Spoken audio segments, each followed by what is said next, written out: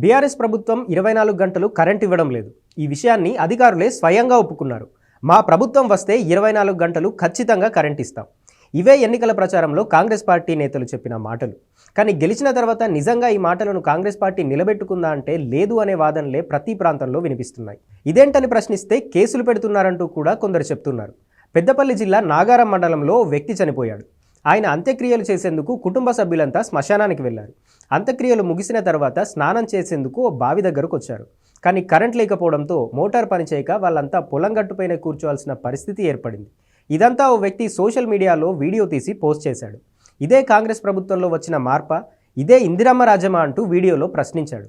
2 రోజుల నుంచి ఈ వీడియో ఇంటర్నెట్లో వైరల్ అవుతోంది. అయితే అసలు విషయం ఇది కాదు. ఈ వీడియో పెట్టిన వ్యక్తిపై వెంటనే కేసు నమోదు చేయాలంటూ అధికారులకు ఒత్తిడి ఎదురవుతోందట. పెద్దపల్లి జిల్లాకు చెందిన ఓ అధికార పార్టీ నేత కేసు పెట్టాలంటూ పోలీసులపై ఒత్తిడి తెస్తున్నారంటూ సోషల్ మీడియాలో వార్తలు వస్తున్నాయి. ఈ విషయంలో నిజం ఎంతుందో తెలియదు, కానీ సోషల్ మీడియాలో స్ప్రెడ్ అవుతున్న ఈ న్యూస్ మాత్రం ఇప్పుడు ఇంటర్నెట్లో హాట్ టాపిక్గా మారింది. కాంగ్రెస్ చెప్పిన మార్పు ఇదే అంటూ బీఆర్ఎస్ కార్యకర్తలు కామెంట్స్ పెడుతున్నారు.